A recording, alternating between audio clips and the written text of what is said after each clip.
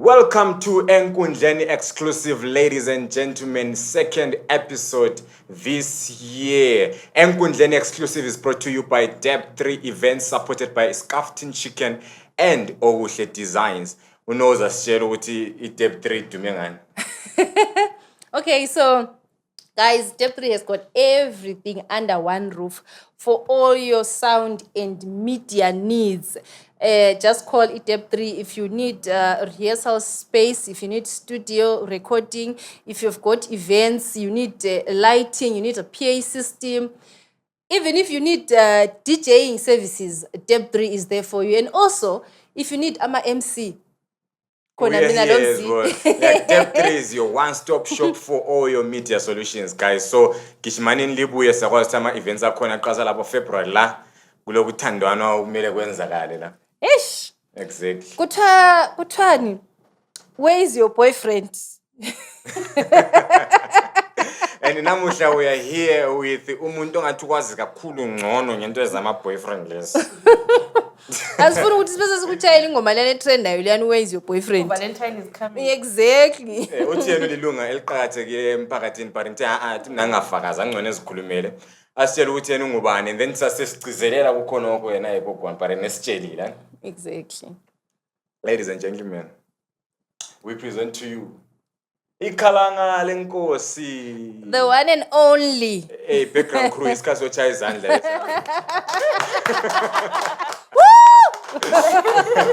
Phela sengingalilizela phela. Hayi Nkosi. Njengelungu eliqhakathekile emphakathini sengingalilizela. Khalanga lenkosi. Sibusiso. Oh, all right.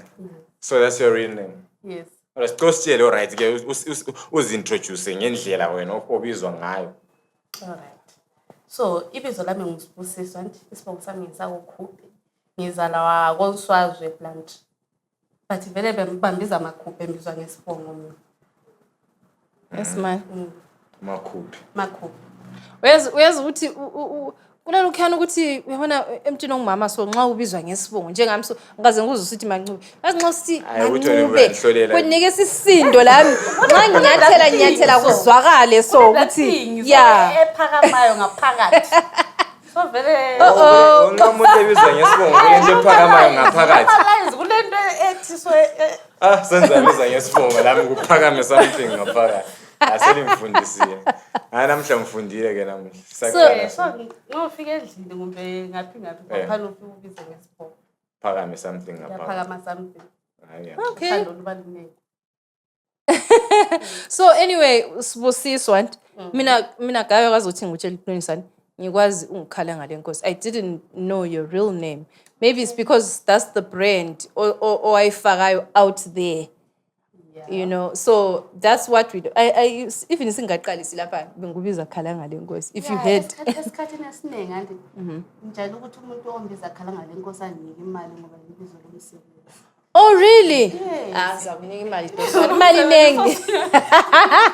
$10 nje yazi ukuthi sokungaba ngobunye sokungaba into engcono. So umuntu nxa efuna so yamnika invoice what kumbe liyakhungwa kahle ibizo lakhona ngoba ngalibiza kuphela ngapha. Okay, you look stunning by the way. Thank you very much. Lawe ayibuke kumuntu esibi. Thank you. Ngemuhle sibi. Mana wo. Yabukana lo. So ngicela ukukubuza something. I you know when we are seeing you on social media, lapha nanti uyakusemsebenzini. Yeah, and now I just saw the real person behind that character. Totally two different things.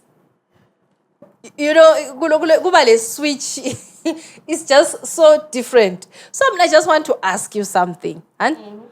Ukuthi kahle because when you waziwa nge-adult content. Angithi? Yeah. So ngifuna ukuba wazi ukuthi kahle sivile what prompted because you're following iyakhula suddenly and iyakhula fast. People love this kind of stuff. People follow this kind of stuff.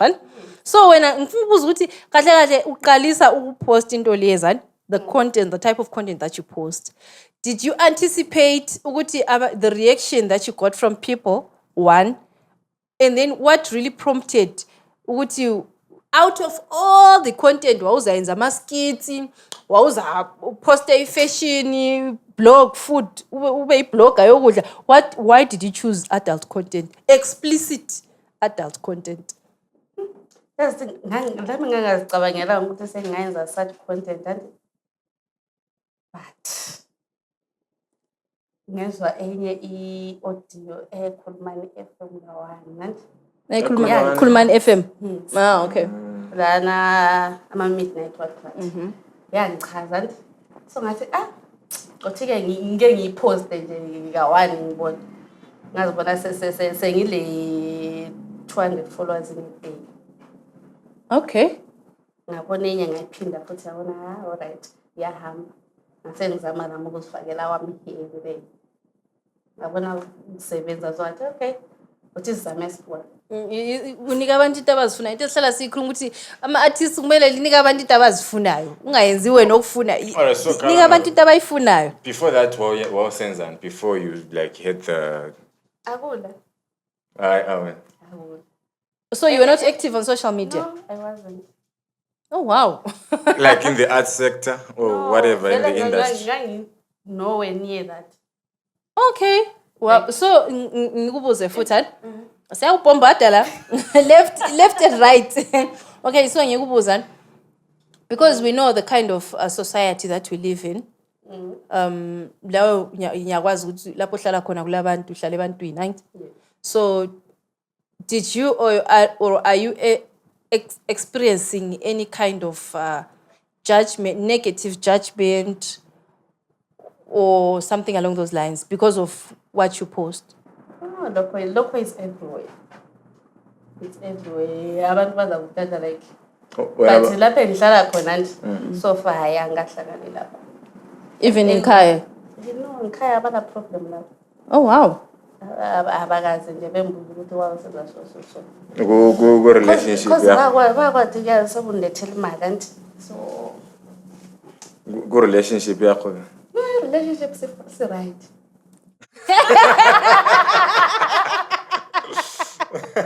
Okay. Okay, you guys usiseka nje ukuthi Right. Relationship is right. So bese ngibuza namfuna ukungena deep. So wena into lezi uyabe uziposta lezi siyabe sizibona uziposta sometimes you okunye kwangikhona wena does it also apply to you personally?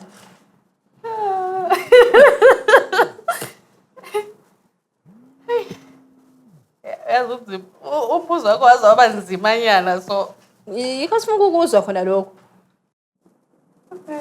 Sex applies to everyone. Okay.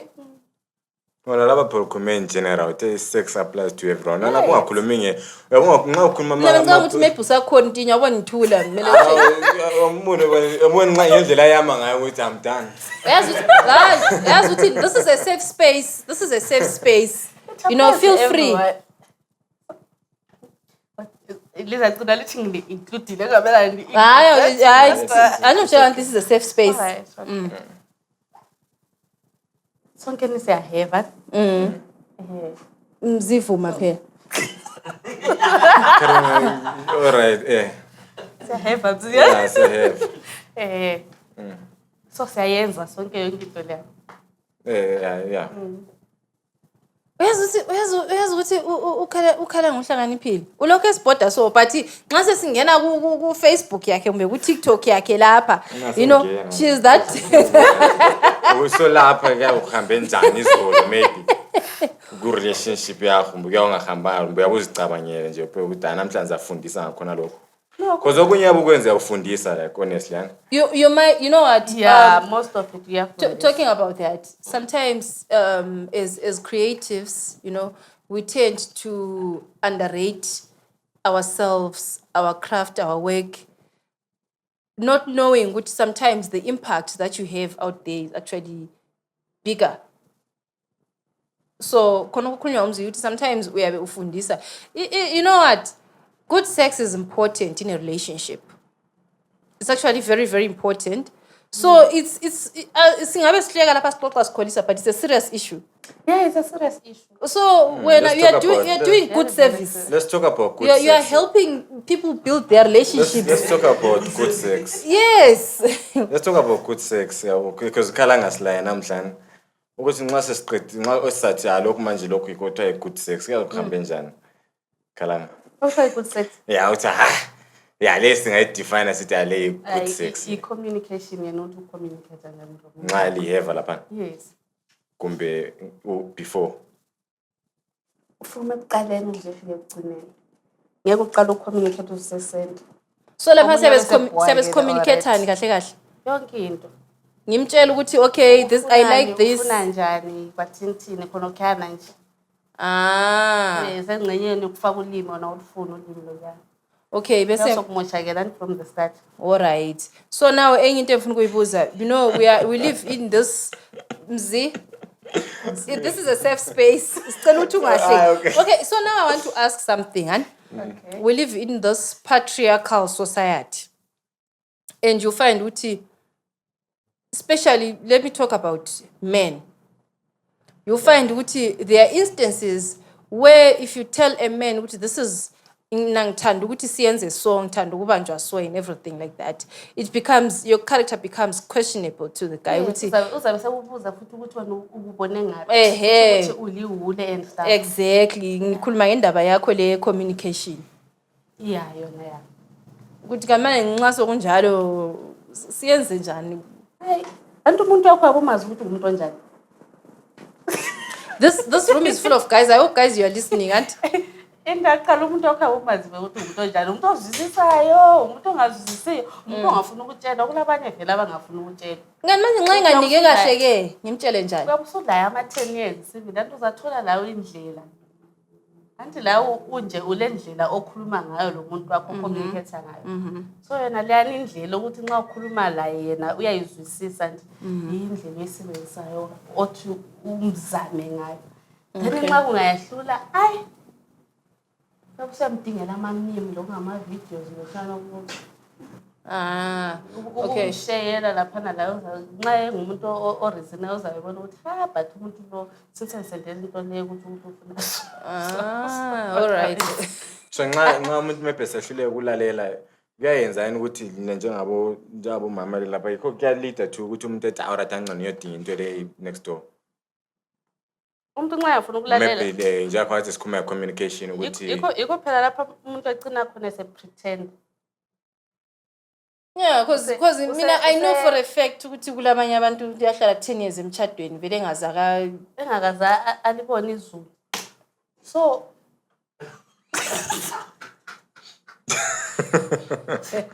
lapha useza yenza try kwenzani khona khani ukuyenza fast ukuthi umuntu lana aqeda acabanga ukuthi yena seqedile nengakaqedi.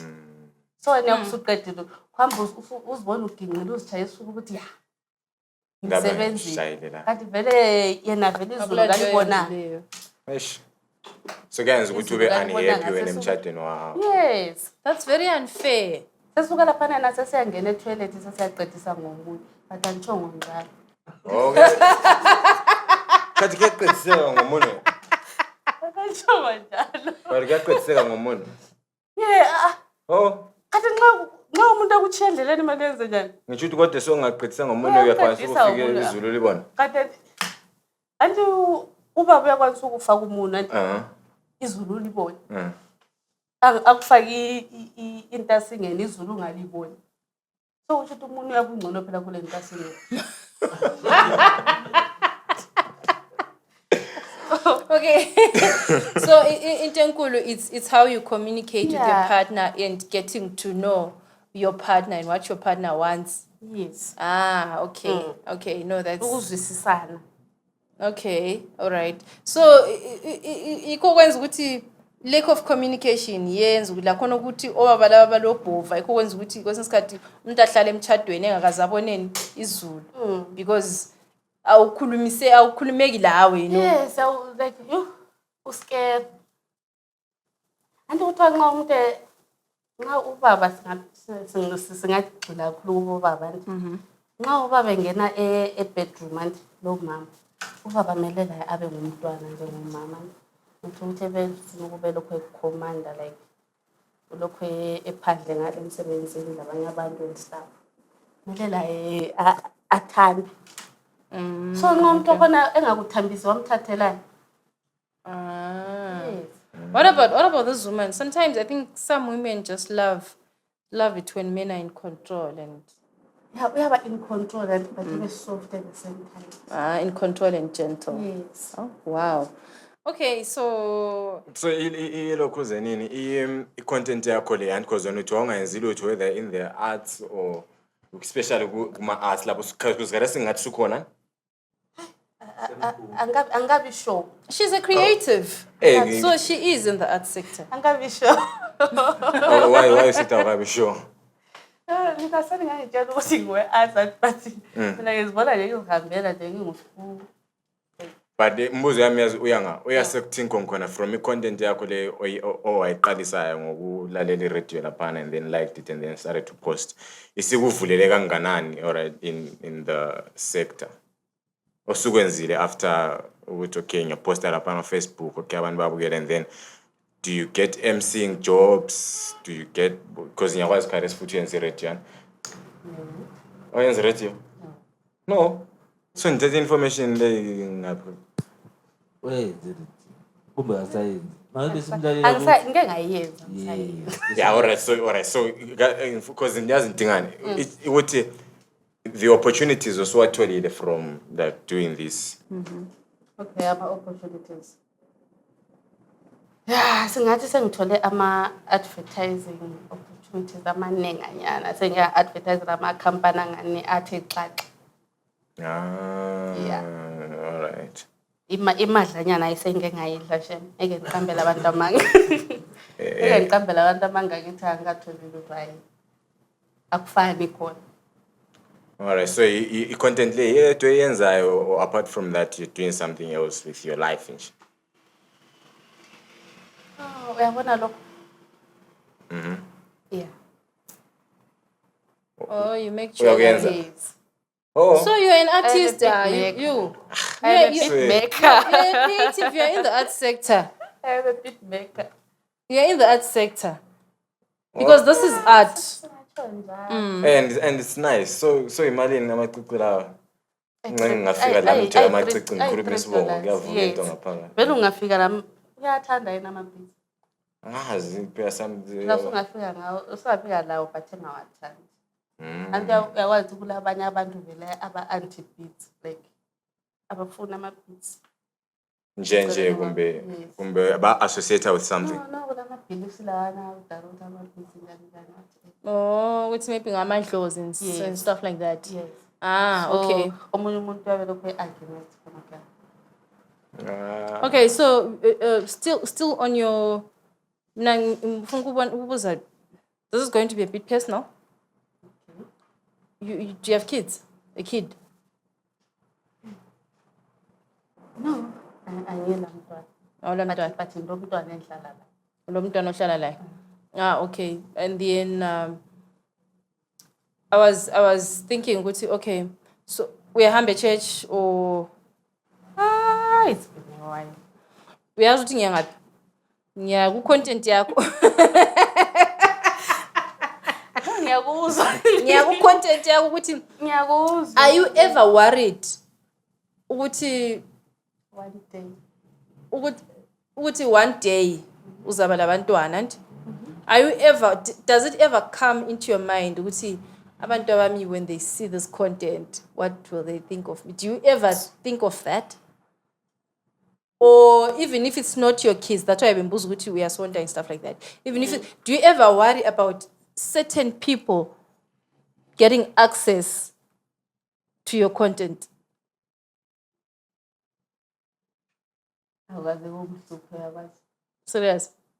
Bakwazi ufikelwe ngumcabango ukuthi ha uzibana ngabona ipost yami le uzathini? Awukaze kumhluphe hayi.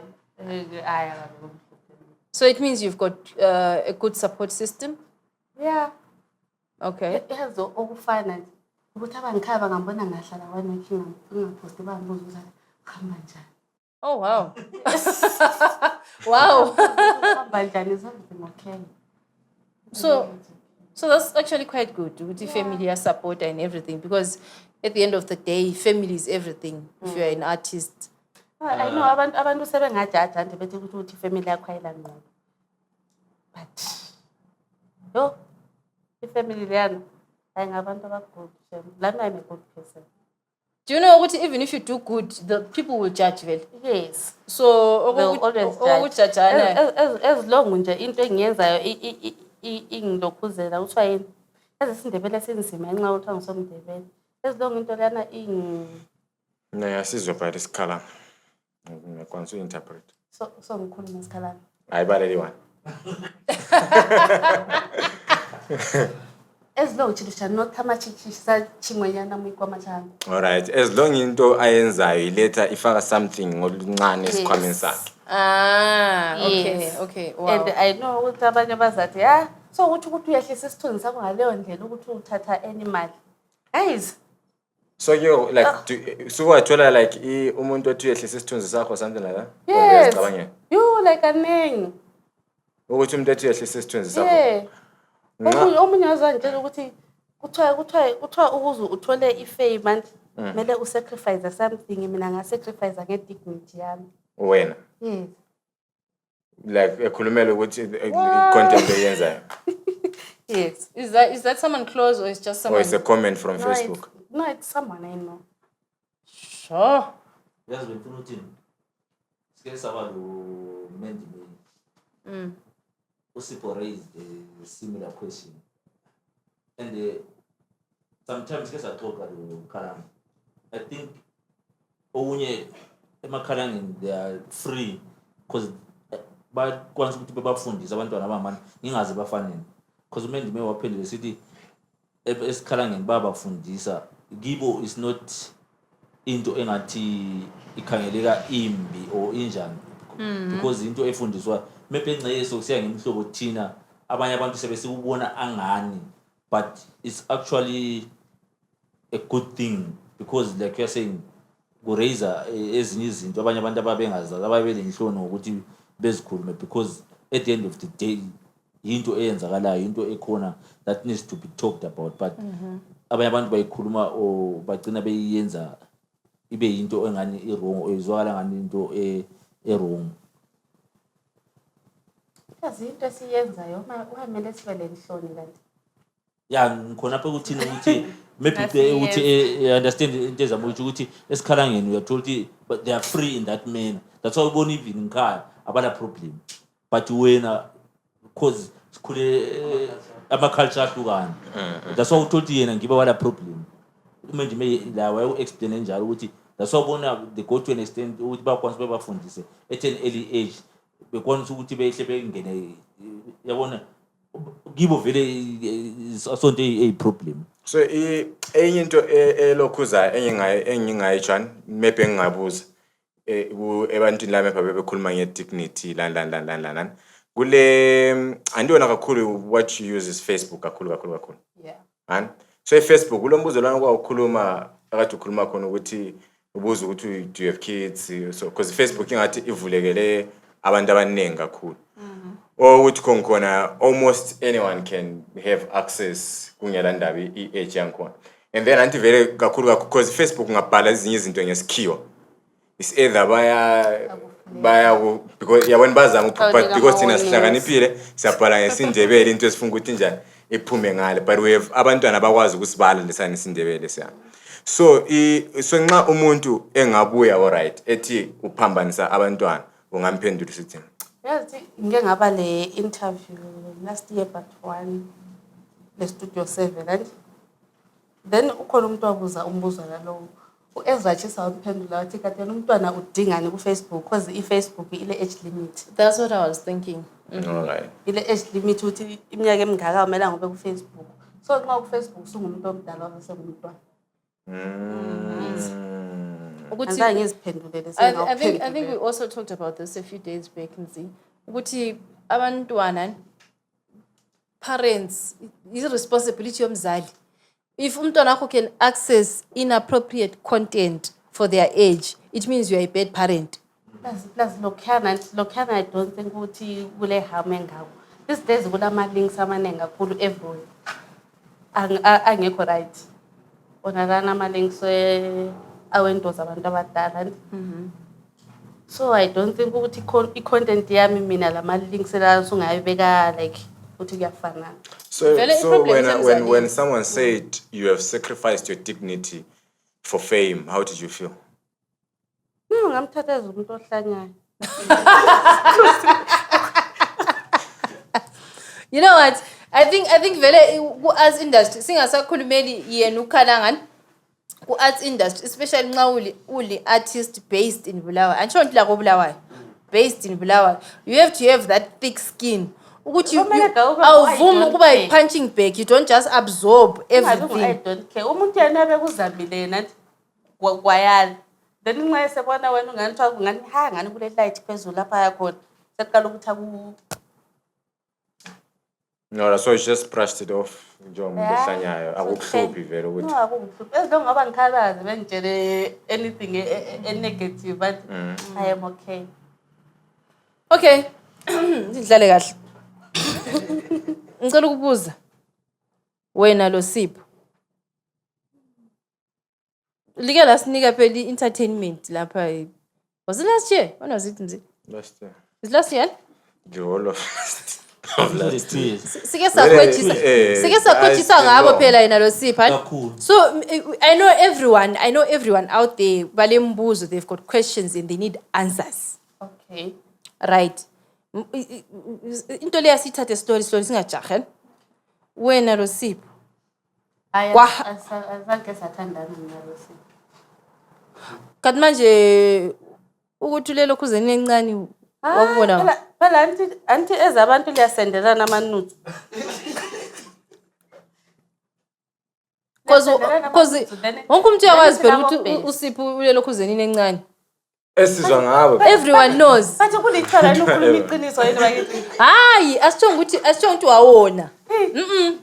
Vele bayazi ukuthi wesi enkundleni akula muntu wrong akula muntu right sonke si right. Bathi mina ngangikhuluma iqiniso. Wena wabona amanuzi. Ngabona amanuzi. Amanuzi wena wawathi. Anje silabo best and khona lokho uthi wena ule girlfriend and ilo best. Alright. Sendela sendelana and then ubest besezatshengisa sezangitshengisa mina uthi ha khona ko busy uyangifebela but unje ande lento encane. Yes. Kanti yena uSipho kazange wena wawumfuna. Hayi ngizange ngamfuna mina uSipho.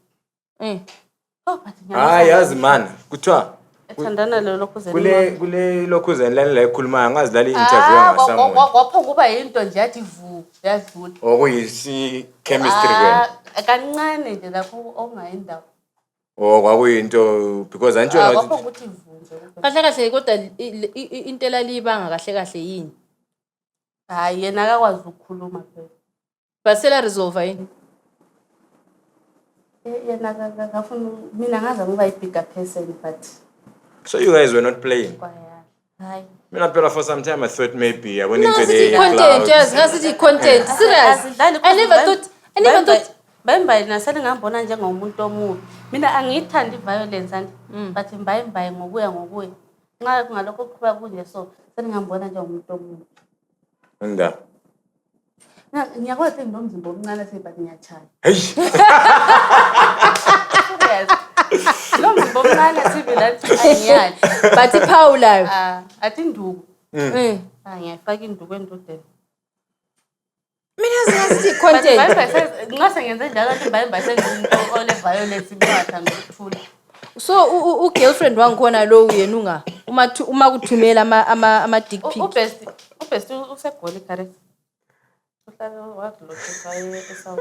Indaba engalila mlanga.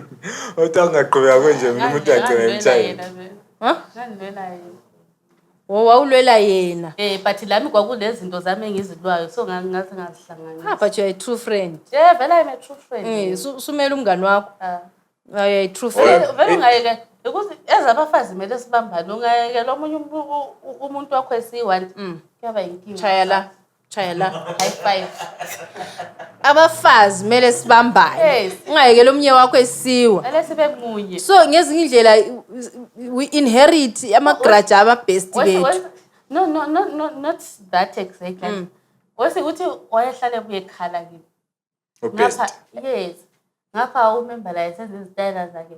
Ngapha futhi ephinde umember khona ephinde engixhopha futhi lami. ekuthini lawo lokho elingathi into eniliyane kathi ivule yana Yena secabanga ukuthi mina ngangimfuna sibilo kwangempela.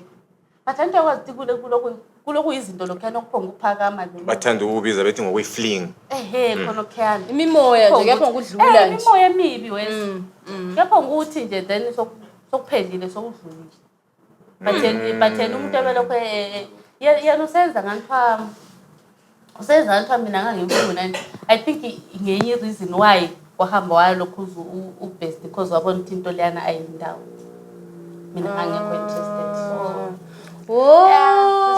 so wahamba ku-best laphana esebona ukuthi kula chance Ecanga ukuthi mina ngizabale. into yabela sikhathi kunganani elo best Inyanga. hey yeah but during that relationship were you guys in good books I have never been in good books. so there's no chance yokuthi vele you guys will make amends Yikho ngithi mina ngifuna ukuvuka kusasa ngimuntu omuntu. but you two are amongst the biggest content creators Mina angila problem man. Nxa ufuna ipeace mina I don't have a problem with that. Because into zokubamba amagrudge nje. yazi problem engabani usibuya yathi ufuna ipeace kungathi asihlanganena kuthe kwahamba njani usibuya ethi mina ipipi encane yabona kupeace nena Alright. But so ngicela ukubuza. So nxa incane mina mele ngithi inkulu. Hayi ngiyabuza. hayi kodwa nxa incane vela kulanto ongayenza nawe is beyond your control kufice kunjalo akulanto angayenza kodwa hayi paranti Compare nxa lisendelana ama-nudes anti vele anti kungela ukuxabana wait kungela ukuxabana wayengasoze ehambe like public efike khuluma ukuthi ambona ama-nudes awukhuluma njalo but ufike ukukhuluma ukuthi okay ipipi kabani kunje kungela ukuxabana so wena into oyabe wena maybe nxa lisenza kuthiwa kwenza mali xolelana lisenzana kuyakuyindaba yokuthi wena yakho i-apology ngokubona wami iyabe sendabeni yokuthi no mina njani ukuthi ngakhulu angitsho ukuthi sinkulu mbe sohamba njani but lapha ngiyatsho nje ukuthi hayi no ukuthi sikufake public like that hayi waphambaniseka waba ukuthi hayi sesisondile sokunjani manje wena iproblem yafika ukuthi no mina ngakhuluma iqiniso ngaze ngathi kaveze phela abantu bebona ukuthi ngihamba amanga yethu. Kuyaxolelana njani kunjani Serious. Abantu abona nasi evidence unamanga ubekalamanga sokuphelile. Sisasikho lapho ngabe semfikele obuye umbuzo ebunkulu lobuncane.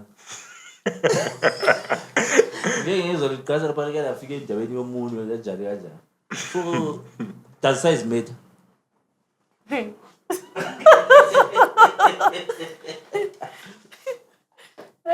la ukhona mbuzo lo yabona phela sukhangelelo kanti hayi uzabela ukuthi kwezinye indawo kuya ukuthi ngubani asiphonga ukusho njalo sithi kuya ukuthi ngubani kwezinye indawo it doesn't matter because umuntu yakhona yabekwazi ukuyisebenzisa into yangibona but kwezinye indawo it matters yabe incane ngapha yakwazi ukuyisebenzisa so best uthini ngosipho ngalifika estate yokukhuluma uManuzi vele obvious awutshela ukuthi vele ungabona umuntu ezekhiphe ifile elinjalo ngoba kwazi ukuthi umsebenzi awaziyo so ngezinye indlela it's not the size it's the skill that matters yes so that part I got if is the skill if there's no size there's no skill there's no game aish imbozi bafethu ayo wow Alibuza ukuthi ubest uthini already ngobhoro phela usipho vele ungabona umuntu aseveza ifile ukuthi ayikho into ekhona because yabona chief and kule nto enje I think maso kuthiwa because ukuthi kuthiwa uncane kuyabe sekuthini hayi akusebenzi kahle because nxa sokuphuma ekuthini uncane yani cause singabancane but nxa isebenza I don't think isebenza ngeke ngikhipha ama-file umuntu angeke akhiphe angeke akukhulume kanti akwenzakali yini ukuthi sometimes abantu bengaxaba because most of the time into eyenzakalayo ukuthi kungani kuyachaya kakhulu ku-ego maybe yomjida kungathiwa wena into yakho incane umba ukwazi ukuyisebenzisa or something alikwenzini umba so into eyenzakalayo kumbe yayenzakalayo ukuthi hayi into leyo kwaba lokuxabana okwaba khonayo so ukuthi into leyo ukuthi lapha thina umuntu lo simdubule lo simbeke phansi ukuthi sikhulume ukuthi hayi into leyo incane le even isebenza kahle no kwakungasokudubula lokho uyazi why ngiyawusupport vele kumele sibambane umjida alright umjida usipho 100% ngabe kuthiwa sokulabanye abaphumayo awubakaphuma uyabona hayi usipho iswi nami nasemva olitsho njalo ngasitsho njalo galethe evidence uyazi ukuthi into leyo kuthiwa isimple umuntu lana ngabisa ama-receipt yes indaba isiphelile so the ball lies in his court not really mina I want to beg to differ kancane nje kuphela mina kakhulu endabeni sisendaweni yokuxolelana lokuthi ibhora lesecourt kabani right abantu laba bengabuya la andibonga 2 yazi bafika benzeni abantu vele abasisisani kwa ukhalanga yena yahle fika ethi andeni usiphi into abefuna maybe ukuthi kube ukuthi mina ukuthi ngikhulume ngendaba zabantu ku public ngikhulume ukuthi into incane hayi so abantu ngezakhe uyakwazi ukuthi usipho ngiyakwazi ukuthi it doesn't sound okay ukuthi sithi ipost asitshengisa but like lapho ngiyenza mistake njengo Benchest kuphonga ba mistake kuphonga ba mistake nje angayipost but kube mistake so sibo sesavunyelana ukubuzisa izi eka Benchest umuntu wayibona hayi guys mina guys angiyibonanga inganani ngicela ukubuza ngiyibona yena Benchest physically is big so yona not ukuthi ngifuna hayi mina amfuna ukuthi sikhuluma ngosipho besithi it doesn't sound okay ukuthi sithi ipost but you can just make a mistake no guys mina into engitsho athi lapha afuna ukclear ama-rumors ukclear yazi kunjani yazi ukuze clear kan alright lina but nxa singathuma lina sithi liyemkhangela nje lina lizabe lithi inkulu noma incane kufana lothi singathuma ngekhangela zabo isivele incane mina kodwa ngi-neutral azube neutral mina ngingaba neutral kodwa yazi mina ngithina okay asishane ngokuthi inganani iskill and then yazi mina nginga sizathola ama-receipt yazi mina pari nginga ngisekuthini singaxabana la singaxabana mina ngithi nqaba la fukuxolelana omunye la yamele vuma ukuthi no lapha zasixabene komna ngakhuluma njalo so ukuthi base baxolelane kumele siyenzeni I don't have a problem with that ukuthi no ukuthi ukukhuluma public hayi kwaba yikuzonda kwami okay ngicela ukukubuza something are you able to just be humble and admit ukuthi you were wrong by no ukuthi you were wrong ngokukhuluma isize yakhe and stuff like that on the public platform nqala engavuma ukuthi wayewrong onqala engavuma yes so it's a matter of ukuthi mbani oqalayo ukuvuma yena akaqala into ngiyangiqalayo manje la uzathi wona uqale phela the thing kahle yaqasela kuye nxa engafuni yena ngiyaqala waqala njani because mina nxa engafuni it's okay yena ngiyole encane mina ngi-right it's fine kuyachiwa vele ukuthi incane yabo mama ama-advantages akhonayo natural but into engitshoyo ukuthi kwakhathi hayi kare antu wena walwela ubest yena waphambanisa ubest wena wahamba ufacebook yena wayesilwa ngezinye indlela lami ngalwa nezami indlela wena wayekhona private esilwa ngapha wona wabubuya phezulu ngowayilethayo kodwa anti ngiwabuya layo ku-Facebook ukuthreathena ukuthi nenzayenza so ngifake emoyeni qala wena ukufake emoyeni so wena ulakho wena okhona ngale no kala mafayile ami wena ibhimetro abona ibhimetro yazama ukuthi yaxazulula udaba kwaphela angikwazi kwaphelelwa akukhumbuli ngiyakhumbula. Aye. Hayi akupheli because bona vela anje nxa because like ngabe siputhi angaqala la ekhala Hayi ngo-10 indaba le leyinzima. yabo leyayipheli. Indaba leyinzima isifuna uMadlela othi uyafayithela ama-artists. Nguye osengayikwanisa le ndaba. Uyibonile ipost kaMadlela? Post ngibonile but ngihambalanga konke le link yangikhona ngisayithola ngicela ungithumeze link lami ngibe mbala but ungabe ungitshela. uMadlela is saying u-2025 he means serious business. He's not here to play. Yabo. Okay. He's simply put in his post, he's vouching to fight for the arts sector. Kobulawayo. He is encouraging ama-artists ukuthi bebambane, bekhulisane, bexhasane. That's what he's doing. That's what he's saying. Lapha I'm summarizing and rephrasing ngoku-understand kwami ipost yakhe.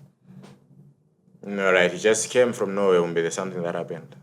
I'm not really sure. Maybe he's tired of seeing ama-artists because you'll find ukuthi ama-creatives, artists, across different crafts that we're doing.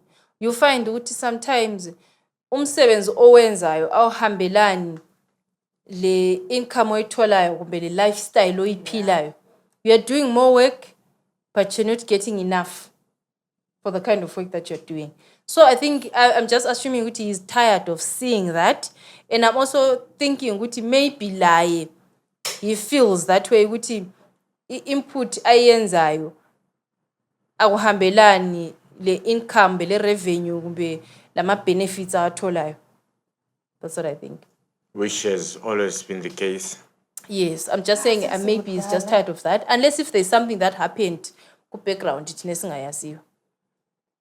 Because it's ukuthi ama-artist maybe based in Bulawayo amaningi ayahawula, it's like it has always been the case. So but uthi kule nto ayifakile ukuthi ayenza or it was a post I'm trying to open or maybe the kule project ephumayo kumbe it's just a movement. Okay. Madlela uthi I won't read everything because it's long. All right. I'm going to fight tooth and nail for local talent. I am sick and tired of us playing second fiddle. We need to reclaim what's ours. It's time. Those that came before us failed. We can't fail as well. Those that came before us accepted the status quo and gave up. We can't give up. Mark my words. We will fix the economy of our region. Phakamani banikazi bendawo. Lilungisise isizwe. Silungise ngoba this is war. Yeah. Yabo? Yeah, So he says, please not, Sanjambile, please not, I write this as a pissed off 45 years old man who has just celebrated his birthday and realized that unless and until we fight, this will go on and on. Yabo? yeah. From indlela akubala ngayo awuthi okunye nxa sesikukhangela ngeview leyani ukuthi okay right uyayenza ishow sithi for example Mrs K it's an example. Say who is our biggest artist Kobulawayo now? Say sithi Mrs K yayenza ishow, let's say for example ethi amphitheater or Bulawayo theater. That's a venue maybe elabantu ethwala abantu maybe 300 or 400 right? Kubuye 40 or 50. Lapho inhlanhla ukuthi kungabuya 40. You understand? Ungabe 40 kale 20 vele ababe sesicelile. Then kuyenzwe i-shutdown. I-shutdown kubuye predominant abantu beHarare. I understand what all Zimbabwe. That's why ikhuluma ukuthi thina abantu bendawo. That's why it's going to fight with maybe i-artist elikhulu esebe selithembile lapho njengomCZ K ekwanise la ukuthi maybe nxa ukhangelwa kumbe nxa siyezinto ezithwa enjenge-shutdown asidinga abantu baphandle for any region. Sikwanise ukuthi njengesizwe njengabantu be-region yethu sikwanisa ukuthi sizigcwalisele ama-venue awethu indawo eningayo Bulawayo Theatre ibe indawo encane for ishow ingagcwali kubuye umuntu waphandle or ngezinye indlela sithi ama-promoter because sesikhale kakhulu ngokuthi ama-promoter they promote into zaphandle mostly. Why? That's true. Maybe that's the cry. Why? Tina, it's not like ukuthi akula artist. Besikhuluma nje sithi sikhuluma this is local lang. Ku Facebook ule following engakanani. It tells a story. So sesingayi dissector siwakhona. I think mina ngethinking yami uMadlela ukuspace on this because kubuhlungu la ukuspace ambona ukuthi usungayenza i-shutdown or kungaba singakhulumi nge-shutdown sungayenza i-show or ke songathiwa sikhayele kakhulu i-shutdown because yebuya kakhulu abantu beHarare sithi umuntu weHarare engabuye ezodominate endaweni it's good ukuthi ebe the following iZimbabwe yonke in as much as lawo umsizi case engasuke eGweru efike egcwalisa abantu beGweru sebengazisola ukuthi but eGweru silabantu kanti lo or abantu ama-promote eGweru ayenza ishow abiza umsizi K engabiza abantu beGweru angazi umbi yenza lapha enkulu ngiyakuthola i-fight maybe yabikhona ukuthi first preference let it be Bulawayo abantu eRedweni Bulawayo dominates entwenza ubosika izimeli because aso national station it's a station sakhona Khulumani FM i-station sala abantu bakubulawayo ababe babenefitayo abantu bendaweni ababe babenefitayo uwenze to promote ama-city oyenza something ubiza abantu bakubulawayo hayi indaba leyo ukuthi ingathi yasinda ingathi loku Do you know, speaking of that, you make me think of ama-post ka-Ras. URas ungani ngendlela aposta ngayo for the past few days bekungani you know Ras? Yes. Bekungani umuntu oke wahlala ku meeting lo Madlela bakhuluma bavumela ukuthi this is what we're going to because ama-posts abo achiyene isikhathi. URas was talking about DJs. Club DJs, I assume. Yeah, I remember. Ukuthi why bengaplay local music. And he the second post which I even commented was let's normalize even ukuthipa o DJ abaplay local. And mina personally I'm up for that. Ukuthi lo DJ ngamthola play local music, I would even, appreciate that DJ because ngiyabe ngikwazi ukuthi DJ Sita plays local alizayilimthi uplayer nga Sita isikhathi methu yagcina simthatha he play is one of our DJs is a tape 3 events DJ he plays local everywhere lapha khona uchaya local kachaya yini so kusho ukuthi sokumele because he was encouraging that this is 2025 let's normalize doing that appreciating DJs that play local music.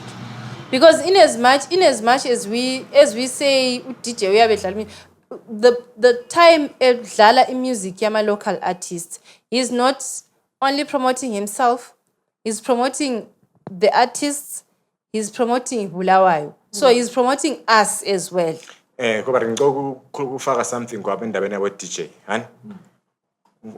like who's benefiting more if the DJ plays local music if that DJ that person odlala lapha phezulu mepoqhatshiwe eBhawa sebemnike $50 it's the artist that benefits more so I feel like so umbuzo wami olandelayo ngaba ukuthi does the artist know that ukuthi even nxa bezama ukwenza a relationship with their local DJs i-relationship yabo bona ama-artist lawa yenza music lawa with the local DJs injani ukwenza ukuthi thina singabi ama-artist akhona ahlabelayo engabi entitled just to ukuthi DJ labana they should just play their music and then because DJ ule platform babaza azadlala khona sesisamblame nje ukuthi hayi wena udlala imusic yawubana udlala imusic yawubana but sometimes I think nxa ngikwazi mina I benefit from my music being played by that DJ I think I should pursue a relationship with those DJs.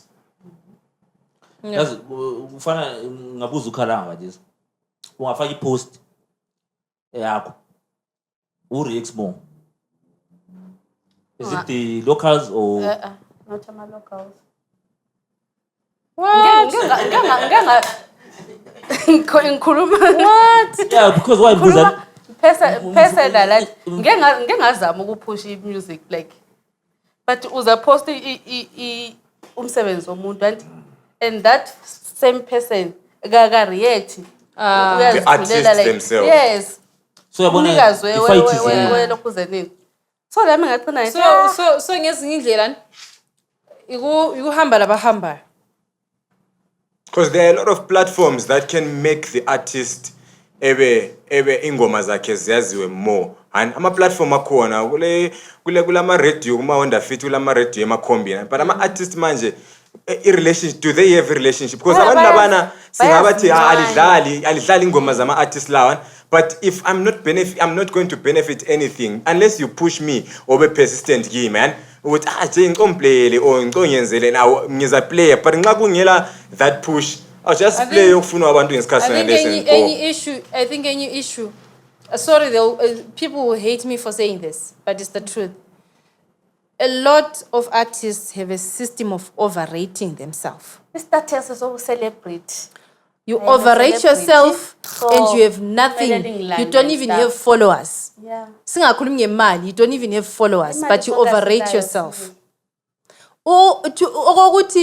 Ukuthi i-pride leni yokuthi even ukuthi uzolanda umuntu uthi ndoda ngicela ukuthi push sizame ukuthi sisebenze sonke sipush music yethu sonke.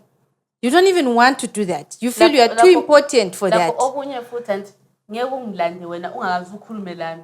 Awuka noma umbona endleleni lapha uyangiziba. Kusasa ngingafuna uncedo so khona usuzabe uthi angicela ungenzele so. Asibe le relationship. Nabo dakhalanga ngiyakulanda shem. Ungakazi. If I want something and there's no relationship I know yazi ukuthi kwesisikhathi kunje so one. No wena Abantu sibanengi. We can be meeting kuma events. Our faces are familiar. We are familiar to each other, but we are not close asazani. And it doesn't mean we have to always greet each other. Siyakwazi ukuthi sibe sibonana but asazani. Ngitshela ungathi member lo nyamazi. Then one day if I know ukuthi you can assist ngiyakulanda, if I'm respectful to you, ngikulande ngenhlonipho, ndoda skipper no sharp, ndoda zokuthawenza so I need so it's up to you. I can come to you anticipating a yes or a no. If you say yes then it's good. If you say no I respect that. Approach la yolanda umuntu ngayo ebonala so if fight is going to be there, maybe we post on Facebook so kungaphuma maybe uthola ukuthi hayi attraction ihambe kuye yena uMadlela ekuthini okay amadlela nangu uyavuka uyakhuluma uyayenzana and then uyakwazi uthola attraction lana encinci into zibe ngcono for him. But abanye bonke as long as wena ungela ngqondelane yokuthi khona ku relationship le ngubani obenefitayo yimi. So mina lapha wathi njani ngiyedinga into leyo umelele ukuthi maybe kuzayo lo umuntu ozavusa ifight or i-movement ku Facebook kumbe ngapha kumbe because mostly abantu lapha abama artists most of them vela ama manager abalan because maybe vela sozi afford kumbe economy yakho ayivumi yani. So wena le music yakho ngomele usebenzele wena umele beko angcono rathube labo DJ bakho abayi2 kuphela bangani bakho ozabafaka la lapho ukuthi nxa esithi ngiyachaka uSamrio J vele nyabe ngikhona kwa some riving ngela mali yotshwala nyabe ngikhona ukuthi ngiyakutshela awuchayanga ndoda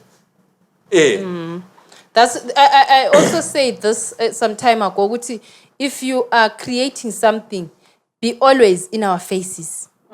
Annoy us, you know, sizesibhoka low lie.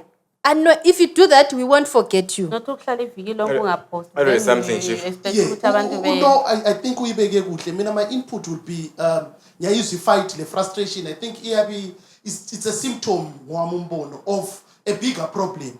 Ngenxa ye experience la lokho akubonileyo ku space based on maybe ukuthi obana bathola maybe it could be an issue of access. Ukuthi who gets platform and how do they get it. But the premise elikhona what uno duduza ukukhulumileyo indaba yequality. But to do kana kusisi, do you know ukuthi how come we consume ingoma ze Nigeria singazake siye Nigeria uze sokuthiwa kule sound yabo Davido. We've never been there, but they created a sound as Nigerians. They built that sound locally. They've exported it. you look at ama-artist eharare kade suke kulo wikiti ngabafana babesempare, which is our equivalent of imakokoro, created a sound bayibuilda yaba le momentum le base yakhula yaba le genre ya export. Thina we consume. So wena nxa ufuna ukuzenza uBig Nas, thina uBig Nas simazi wona uzwakala exactly like yena. Who rather listen to him than you. Ngoba engabuya ngoba we are now in the global space. Uzabuye Queens. Wena sikufana.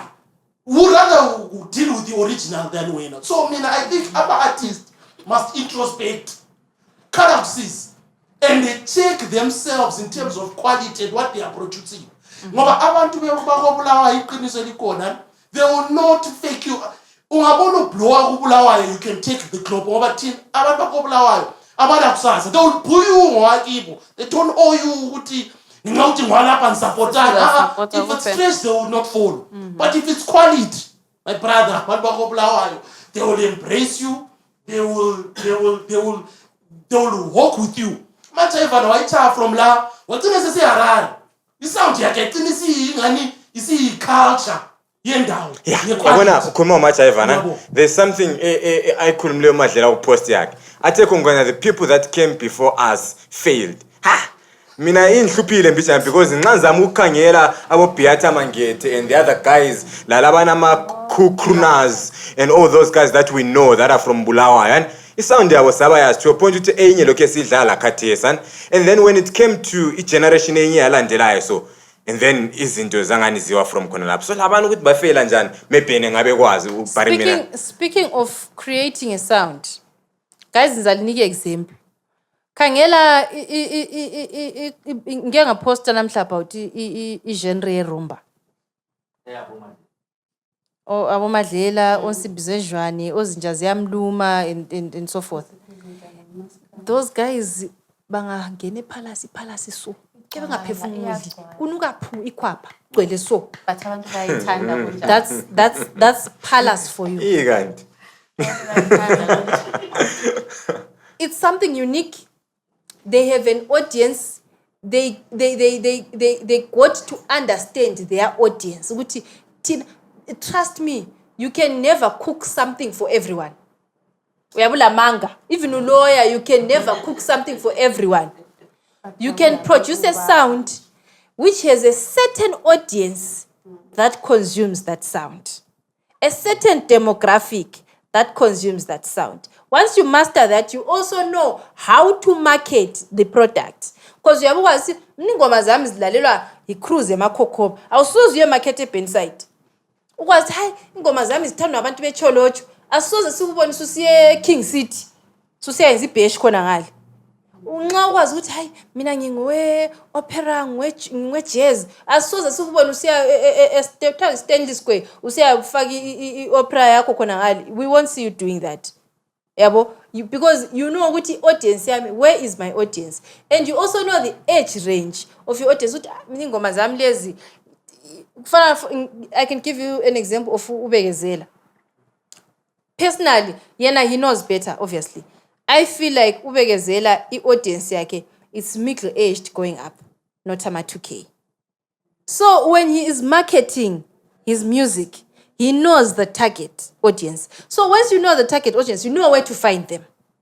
Yabo, ebese kwazi ukuthi hayi mini audience yami itholakala even iFacebook ile ama social media platforms. They have analytics whatever where they tell you ukuthi audience enje iminyaka engaka, gender and stuff like that.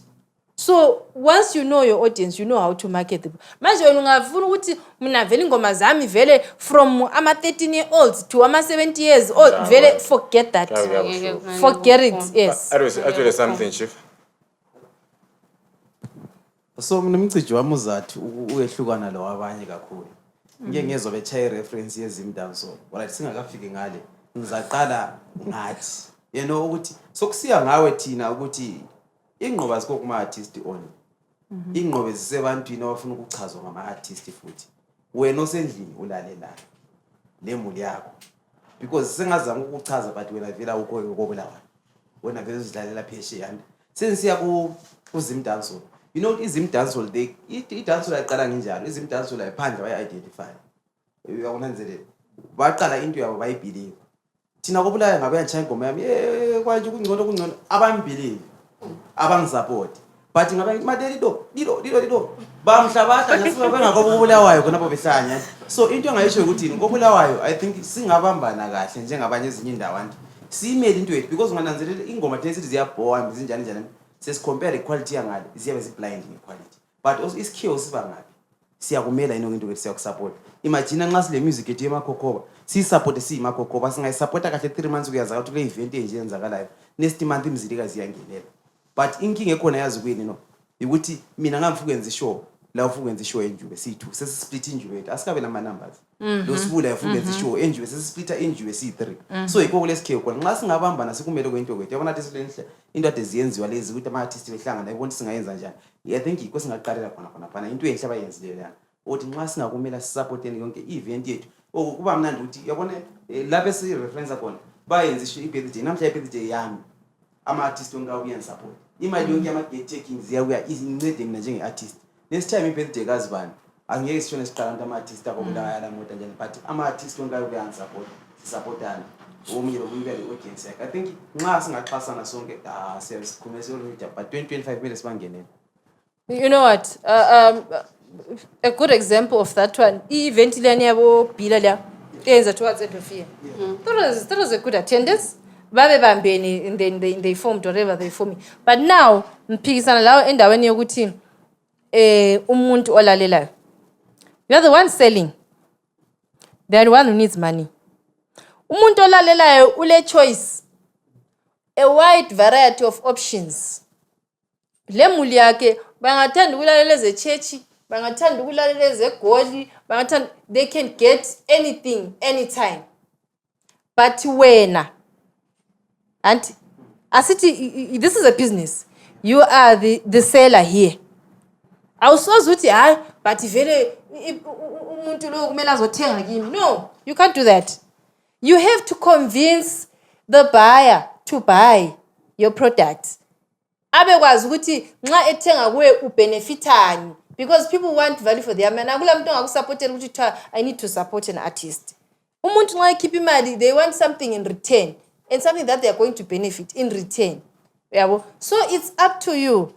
We once talked about it ukuthi ibulawayo crowd is so difficult to please. Which means as an artist don't compare yourself with the Harare artist.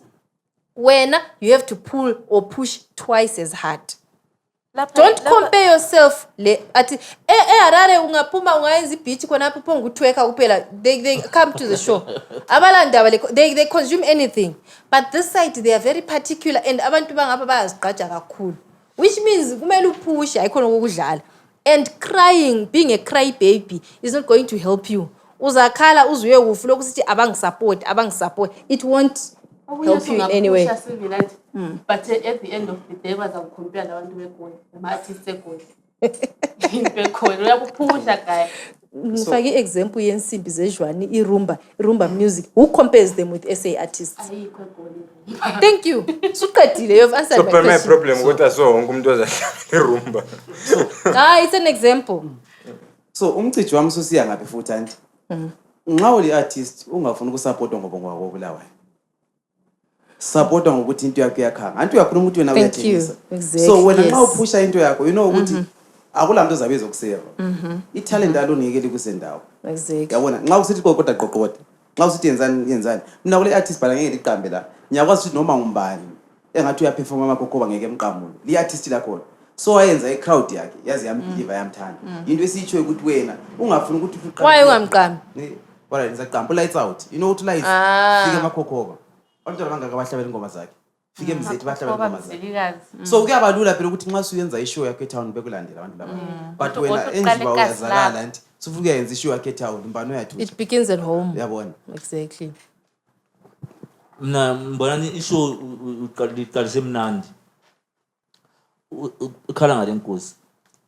I-following yakhe ukhuluma lapha ukuthi i-following yakhe ikhwele njani. Unontutuzozo wathi give people what they want. So basically is alright mbuze ukuthi entweni kaMadleli kule fight is the fight necessary or vele cha into engikhoyo ngoba I'm getting different opinions ukuthi sizama ukulwela abantu sometimes abantu abalwelayo 'Cause also- bengakuncedisi labo ukuthi Lingasifaki sonke under one umbrella, guys. Some of us are fighters. abanye Some of us are hustlers. Some of us push. So if umadlela nxa ubona ukuthi no, there is need to fight. I can give you a number of artists that are really pushing, but because of the economy, but they are pushing and they are not crybabies. FJ Sings is not a crybaby. That's an example. Ubila is not a crybaby. Yabo, uNoluntu is not a crybaby. Bakhona ama crybabies. I can qamba them. And uthi vele nxa ukhuluma la, vele abantu bakubulaya ba support. Wehle lo uthi am interview sithini ungathi manje sehlala phansi egoqa izandla. athi abantu bakubulawayo.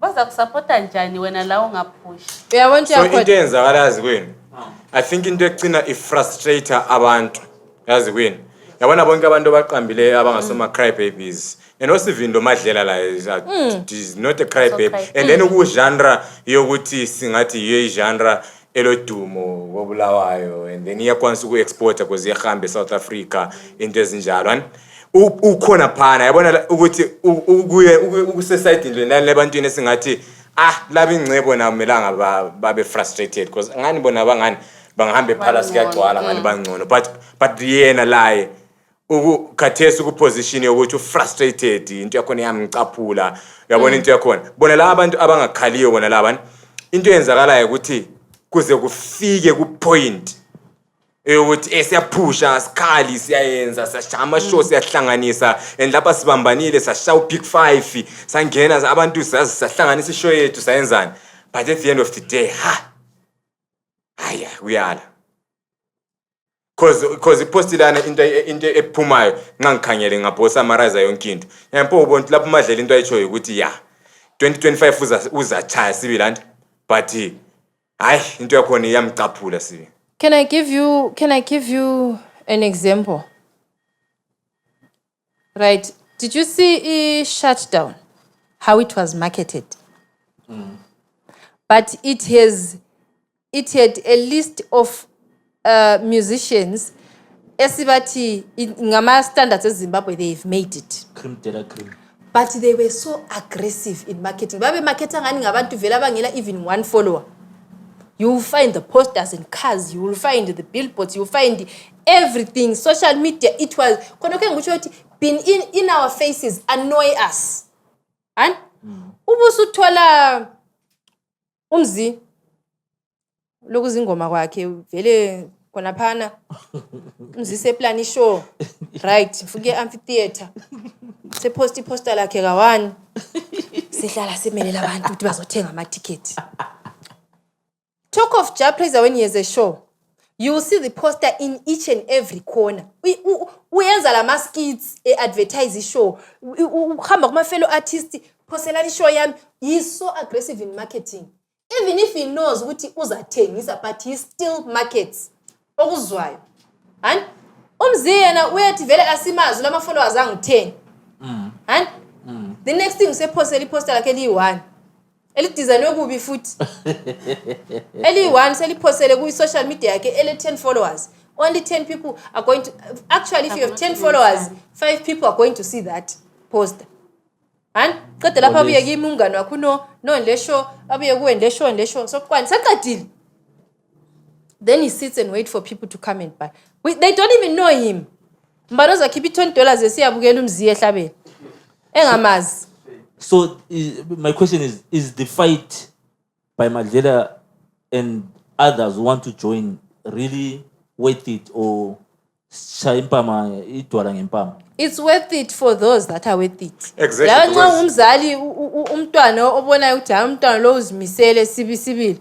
Lo mntwana othi uyaphonga uthenga amabhuku, uthenga ama school shoes, uhambise kuma extra uyekele kunjalo. Bese kusiba lo mntwana ukuthi uyabu motivated ukuthi hayi umntana nami lo isikole. Omunye ubona hayi lo uzenza umsebenzi wezandla lo. Ngabe chova. Yabo? But bese kusiba lo mntwana ukuthi hayi I have to fight for this child. So it depends now ukuthi I think it's worth it for those that deserve it. Personally, I don't know what others think. Yeah, I think into ezayenzakala kuza kuqhubeka kufanana. That's why. Because uMadlela ngumuntu esimbala nje umuntu who has already been fighting. So now if he starts to fight again, uzaqhubeka and a fighter. He will but fight all harder. these people that he is going to fight for vele abalweleki. Maybe abanye labo bazaba motivated. Because it's not the first time in Bulawayo, guys. I mean, I'm motivated, honestly. I'm motivated. I feel khona kade ukhulunywa ngumnikazi ukuthi wona ama-artists stop competing. There's enough space for everyone. You don't have to compete. And you don't have to think that you are better than Uzban. No, you are not. Because what you are doing, it's your own path, it's yours. Uza compete lo muntu akuchiye futhi uswabi. Yena uyabe ngacompete la uyabe zihambela. Uyabo? So I think artists wow need to just support each other and Ukuthiwa okunye futhi kumele liyehle kuma celebrity statuses. Kumele siyehle, but you know what? Ngeke Ukuba humble ku right, but mina ngiyayiphikisa into ena le. Ukuba humble ku right to a certain extent. But sometimes celebrity status, you are creating a brand. You get it? Yeah. You are creating a certain brand. And kunje so kufana lami nontutuzo Ncube, it's a brand. And when I'm doing my work or producing what I'm producing, distributing what I'm distributing, there are people who look up to me, up to that name, up to that brand. And they don't know me personally. And vele mina indaba yokuyehla kakhulu. Of course, that's why I say don't overrate your work. But guys, don't be too humble. When I am command a huge following, ukhuluma humility.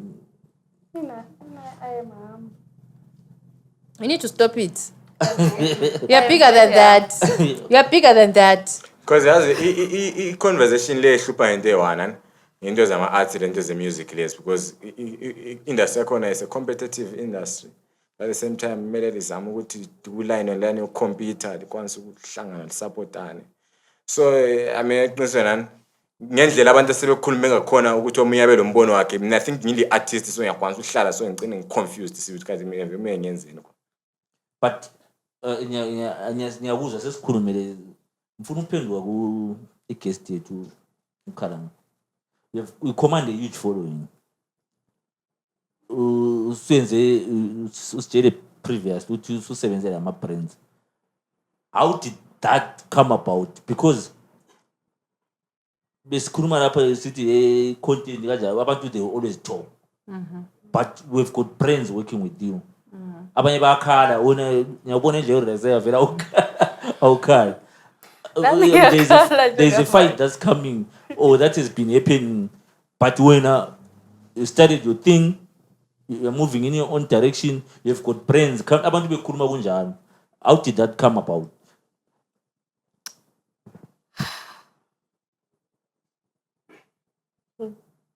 Right, ngicabanga ngizophendula. Give it time to think. Yazi why ngibuza. Besikhuluma ukuthi abantu kulamajinra amaningi atshiyeneyo abantu bakucompare labantu beGoli. I don't think kobulawa kulomuntu ocompare anyone lawo. No, akukabi khona. And khona umuntu engicompare naye. We understand yikho ngibuza umphenduke mbuze because kuyangenelana in a way mfundisi sizama ukuxazulula something because kwesikhathi esingathi we've got a fight but the fight yangona is really unnecessary. And also ngaba lo myimbuzo uKhalanga because you have a following usebenzela ama brands because enye into athi khunywa ku fight kaMadlela indaba yokuthi the work that he is putting in or others are putting in ayihambelani with the money that they are getting. So mnafubuza wena ukuthi like the work that you put in mawusenza into zakho zonke and stuff and the income that you're getting isingasabala ukuthi sancenyisa is ukubona ku right ukuthi okay nje ukuthi okay ngisebenzile 2 hours zami and ngitholile imali yami yale 2 hours and yikho sibe yazi kuleyo ndawo nje kunzima emalini kubuya emalini kunzima. Because uzatshela umuntu wena imali oyifuna kanti then umuntu uzakutshela ukuthi hayi ngemali engaka. And imali yakhona la uyakuyikhangela ukuthi ayenze. But ngenxa yokuthi kulezimo la uyabukhangelela lazo ezidinga imali ugcina uyithatha imali leyo. Kodwa then kulokunye ukuthi uyabona ukuthi imali level ayenzi like total ugcina uchiyana la.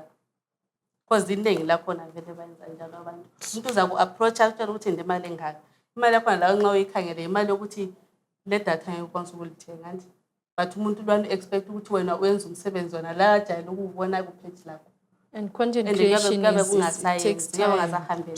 So yabona umbuzo wami uyawa ngabani kwamanye nxa ngibuza kusekuthini singasabala ama artist lazy lawa nga advertise kanjani singasawabala yani sesibala lawa asebenzayo yani njengawe you're posting every day njengomnikazi la ngiyambona uyaposta every day and then adinga ama gig akhe lana labo madlela bayachaya bayenza but isikhalo lesane sokuthi manje imali even from because ngiyakhumbula ngezwe inye interview futhi le manje i-data to back wawungumajiva interview yakhe lana ekhuluma lana eyahlatshelwa ngoCalvin kwenye ingoma yakhe ekuthini ngiyasebenza ngingumajiva na nginjani but nxa sembona i-paycheck yami le paycheck yabanye abantu kwamanye ama-regions by the same promoter it's not the same. I-problem esikhangelene layo kobulawayo ngathi engxenye ngani the way okuyenzwa ngakhona nje ngani thina we are not worth imali ebhadala abanye abantu abayenza the same thing thina siyenzayo. But thina advantage ukuthi into esesiyenza uyabuyenza labantu abakhona lapha esigabeni ohlala kiso. Umuntu onalwana uzakwanisa ukusuka attend into naleyo oyi-advertise leyo nani. But umuntu uyarara ngakwazi ukusuka khona ngala bezolokhuza ngakho. Uyibone ekhona ngale. Ngeke akade ibhasi esuke yarara ezo attenda kumbe kuvula ishop somewhere or something. Awubuya zo attend lokho zenile. Wakho umuntu akhona le following yakhona iyabe dominate kakhulu yarara. But umuntu lwana senika imali eningi wanika imali elutshwana. So kumele uphule crowd yonke leya eyakho eseduzane eyiyo ezahamba vele khona phana ku shop yaleya. So now how do you command yabona into lana because khathesi akusekho sebantwini laba esithi abasupport wena khathesi sikhuma abantu esibonayo ukuthi umuntu uyaphusha lo sizike uyaphusha simbona use-UK ungaphunga but nxa sebiziwe bamfaka la bathatha lo mfana lwana uJT what bemfake la nxa sokuthiwa sibhadala nini la uthola ukuthi lo sebhadaliwe ukudlula low and most of the times ngani kuyenzakala ekuthini because lo umuntu wayenza comment I think ngoli 10 wayenza comment yokuthi khona uyenza music video kobulawayo akho ka cheaper. Yeah, no duties was 100% right. That was why. Let's stop being humble. Let's stop. They know what it red card lapha bayanyema groupini. Because apparently I was too expensive. Expensive to who? You get it. Uyabo? Isikhathi osithatha wenza i-content leyana. And I say ukuthi uyaphonga ukuhlala phambi kwefoni uthi ka1. So right. Miss Red engayenza red card efake even like higher than wena. Umayithi wayenza red card. Ama prizes angikhona ayengasabisi uNkulunkulu but abantu bayasizisa. So yabona into engikhona engitsho ukuthi what iphathi unonto uzoyikhulumile we are too humble because ungaba humble abantu they disrespect. And manje yabona into enkulu lenye problem esilayo lapha nje ukuthi wena uzaba le prize yakho then sekuzaba lo munye lwana othi nxa engalandwa wena iprize yakho uzaba i200 per post and omunye landa othi aje ngiyakubambisa noma i30 uzayithatha. I have an answer for you on that one. Right. Let me refer to myself, huh? Ungabuya ngunike example sithi car wash. Right? You bring your car to my car wash. Mali wash basic wash $5. Bakhona babuya bethi nge $3 umzi uyakwazi. Bakhona babuya bethi nge $3. Recently ngavuma nge $3 wayelipolisa ngasesaba. But ukuthi ngubani? Anti abantu kuya ngokuthi ngubani? But angivumi. hamba kwabamabhakede bazokugesela nge$2. That's what you afford. Why ubuya kimi ungangi-afford? If you don't afford $5, don't come. Hamba kwabamabhakede bakhona abafana bayagesa imoto zisale zicazimula sababona abangenomzi. That's where you can go with your $3 usayele change uthenge drink. Give me ubuya le $5 ekwanile. So I think that's the culture that artists have to have. When nxa ucharge umuntu sithi mina i-service le I can charge you $100. Ungayehla ke negotiate vele it's worldwide standard. Maybe ugcine ku-8 depending with the costs. Because now MC there is makeup for a woman. It's actually there is makeup, ufuni makeup artist, ufuni nxa ungela mota njengamufuni in drive, you need a dress, you need to run. So you have to make sure ukuthi even nxa unegotiator and ungacover ama needs akho ukuthi uMC kahle uzasala le something. Ungazibona ususuka ku100 usiyabamba 30. I think then you have a problem. I problem nguwe asoma kulanda. So into enginanzelelayo is ile abantu ba operator ngama 11 vele yani. So I think into lana maybe ngaba ngama association ngaba yona ayivele khona ekuthini khona maybe njengokuthi maybe abo MC yebo kungaba labanye abaphandle abangekhoyo ku association yenu or whatever but kube yabona ukubambana lokhani ukuthi okay sile competition but kulento yokuthi no wena usoze u-charge $50 akuyenzi vele and then ukuthi umuntu lana uyakwanisa uhambe abantwana abayi2-3 bemtshela into ehambelana. I think ngenye into because lokho akusekho kakhulu emuntwini osendlini lwana omele support uyasithi enye into khalanga ngifuna ukukutshela mina khathesana. How many followers do you have on Facebook? 232,000. That's a lot. Right? You will find ukuthi umuntu okulandayo ubone the number of your followers, huh? When if you have your rate, for instance, let's say ufuna umcharge example, uthi wena ufuna umcharge $10. And it's because umuntu lwana nxa ekulanda ubonile number yama followers olaya. So wena nxa usumcharge $10, uyakwazi the reach that person, the value that person is going to get. And nxa yena ele $2 kahambe emntwini ole 100 followers. That's what they can afford. Umuntu must do what they can afford. Yes. That's the thing. So what you have to do, you have to know your value as an artist. Know the kind of influence that you have, the power that you have. Because once umuntu ebuya vele ngavele qasa unegotiate ebone la uso understand. Kathi siza kuthini? Sekuzinyongo vele compare. Ikho lapho ngena khona ukuthi ungabe hambi kakhulu. Exactly. Yeah, so I think ama artists have to do that. Ukuthi hey sometimes umuntu uyangakhulumi yena uyakhuluma indlala. Yabo uyakhuluma empty stomach. Abantu balambile. Umuntu uyabona ukuthi hayi imali engaka yayifuna but I'm a hungry person.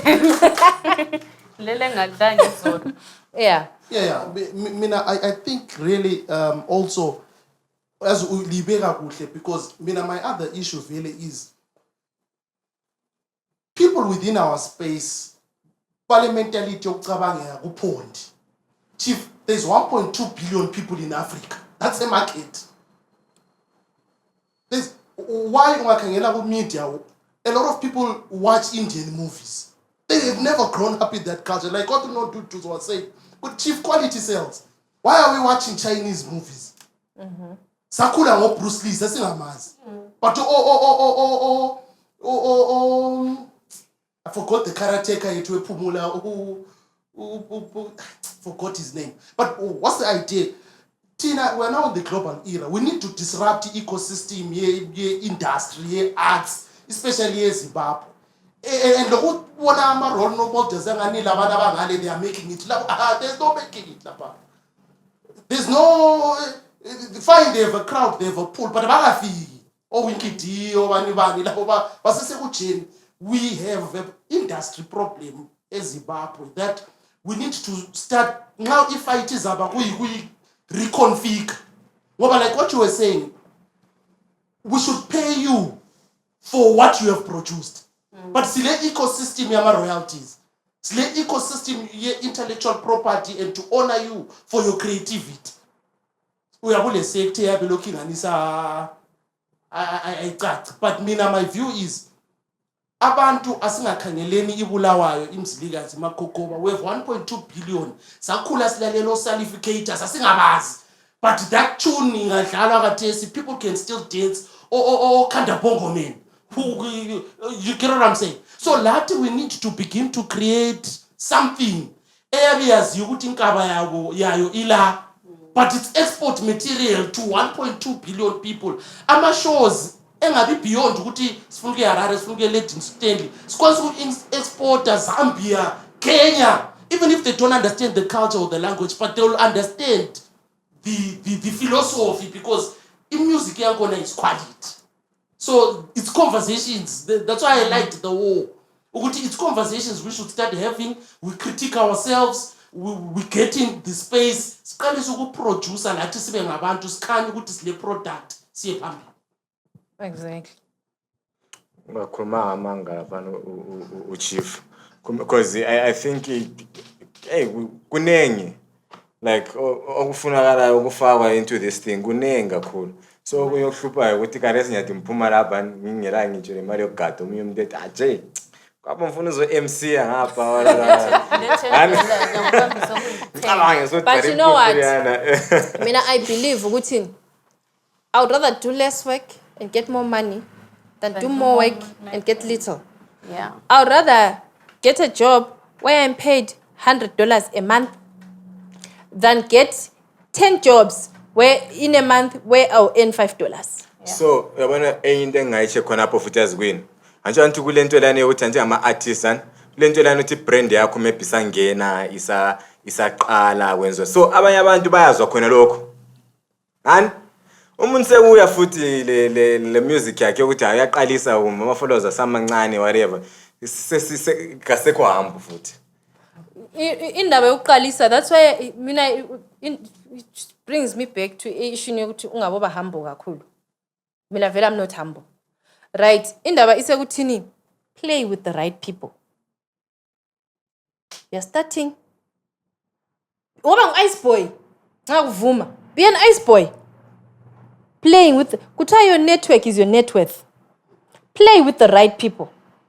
If I'm producing music, I would want to play with the right people who have experience in the field, who will tell me ukuthi lapha kuthiwa mastering lapha people who will put me kuma connections are right, people who nxa kuvuleka ama doors athi ndoda kule gap elinje asambe.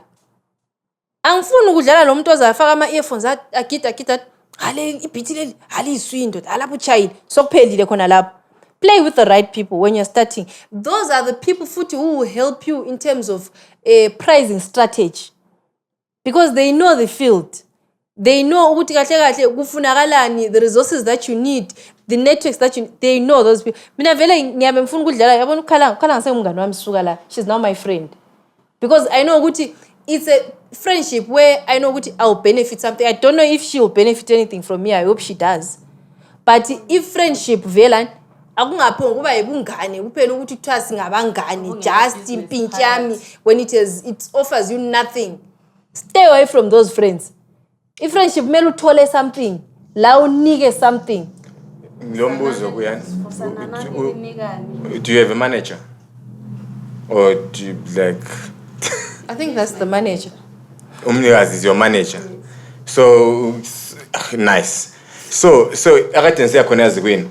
I think in as much as maybe ungela manager or ulion umbule mali mbawula I think into mele understand those uyaqalisa umbuphakathi umbunga iart yakho will need management vele elizaba kwazi ukuthi okay khathesi sithatha izimali lezi anti yikho liqalisa mesithatha lezi siyakhula okay karesesla so that kungabi le because omunye umuntu ethe senze into yakhe iyabe ngela direction so ukuthi yena yaphonga kuyenza anything at any time then ngapho ukuzwa kade siku podcast likhuluma ukuthi asicharge nama 500 yena sevuke sivele hayi athi ngikobulawa wena u fighting saseyavuke 500 so I think like wonke umuntu yenze athi le whether ungu MC because umnikazi la ungu MC esayithini la kan I think la nxa engazi manage ngingasathi uthi manage wambani but I management entweni yakho kuzamele ibe khona ukukhangelwa ngama-principles kwangikhona ukuthi okay into le kumele ihambe so ama-stages angikhona kumele ube yila. I think kuyasiza ekuthini i-art yakho even uNonduduze ngathi yena ucharge 1000 wena la uzazi ukuthi hayi mina para ngingafiki uboNonduduzo so miyanza because saselapha la miyafika ku-1000.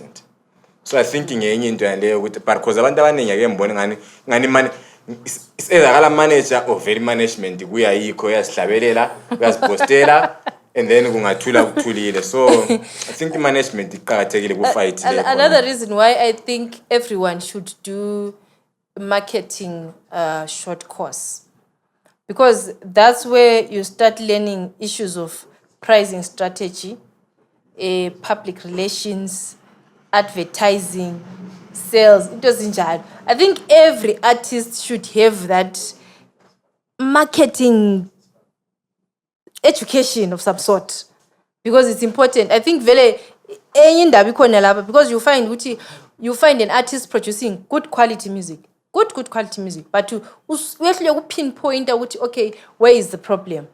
So I think even singers maybe artists and even my managers, they need to do a marketing management course, whether it's a short course, a long term, whatever. Because price, you don't just wake up and say my product is $5. There's a pricing strategy that you have to do. Artists they have terrible public relations. It's under marketing. Advertising, it's chaos. It's chaotic. So I think khona lapho nje kumele kube lokuyi marketing whatever. Ama workshops bayekela into yabe ukwenza ama workshop uthiwa ama workshop into lezi kuhlala kuphindwa izinto zihlala senza same things over and over. These are the things that should be incorporated in workshops. Kuthiwa kule artist workshop yakhona lizokhuluma ngama challenges. Everyone knows the challenges because we talk about them every day. What are the solutions? Yeah, that's so true. Marketing. Yes. Yeah. Nguvuka ethi ngesikhathi sama-disc umuntu apho nguvuka ethi lami disc mna le quality lami disc $10 from nowhere uphuphu 10 ovuka usithi $10. I think where is the 10 coming from? I think indaba yama-artist le ngasilalisa lapho. So I will just try and cut it here. So Kalanga ngilo, I just have a question. So sivala lapha. Ekuthini khona to a person, because kuthiwa wena lapha kobulawa khathesi, like there is no one we can compare i-content yakho le yakhe, because there is no one like that. Ukuthi content yakhe unique like that. But siyakwazi sometimes kulabantu abasuka besebenzisa ezinyathelweni zikabani, because we are inspired by the things that we see. Yabo. So mina lapha lami mfu ukukhuluma into twa lan. What do you say to me ngiphandle lapha? Ukuthi okay, if I want to start that kind of content or that kind of or if I want to follow, it's just like music. Ngingakopanga some music. Ezokwakho. Ikebe ukuhambela. Asawukopho uyabeseyenza la ngendlela ehlukileyo. Just like since ulo MC, if you are looking at another MC and saying, okay, he's doing good, how can I get into the space? Uyangena uphela njengathi sangenayo. Uyenze khona lokho la ubona ukufanele ukuthi ukwenza nje. Xa kuyinto ethandayo ukuthi yenze upassionate ngayo, kube kuyenza ungalalela abantu abuya lapho ngayaphona. And ube le kuthiwa yi-thick skin, thick skin. Ngoba hey ubi ngale. Kunzima. Kunzima. Okay. Kunzima. Sengike ngabhulwa mina last year ngoJanuary. Kunzima shem. You were bullied online or what? Online. Try my top is bigger than my bottom. So yeah. Sukuma sibo? Kuthiwa imbala yami imncane omile. Aninanzelela kade mfuna ukubona phela ayinzabona after Nxa ungela sibinda. So how do you deal with that? How do you deal with that? It's okay, into ecabangayo, it's fine. Because I think if someone resorts to body shaming, it means you have defeated them. But it means you have defeated them. Akasela enye point angayikhuluma besides looking at your body and how you look. Yes. Oh, it's okay. anti vele sadala ongafaniki. It's fine mina ngizibona ngi-right comfortable nginje so yena nxa yokubona otherwise like akhula ngenye indlela nangayo. And abantu abanjalo mostly abantu aba-toxic abangakhulanga kahle abadubekayo futhi phezu kwalokho. Abantu abadubekayo Because nongathi uyavula iprofile umntana lowo is a busy person Busy, looking for money. They don't have time for imali that and stuff. nonsense. But ungabona ukuthi usuba lesikhathi sokuthi uhlale phansi ukhayela ipicture yomuntu ukuthi okay lapha ihipu lakhe liwele lapha inyawo zakhe zicakile lapho ngelamsebenzi sekune-stress sokuthi intamba ungangela zishiwe Okay. le-Wi-Fi yamahara so vele I think that's quite encouraging. nxa kuyikuthi yena ubona ngaleyo ndlela it's fine nxa ungathi usiyavula iprofile yakhe uthola yena uwesi. All right. But why it's always people that look like worms who Yeah. say the worst.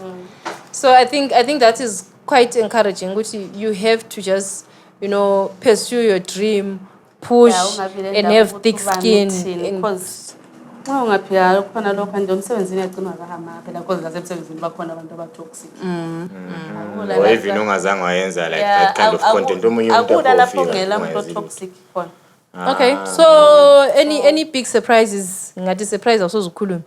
Any big Big projects coming up. Lizabone ezinyangeni ezizayo ngane kule something.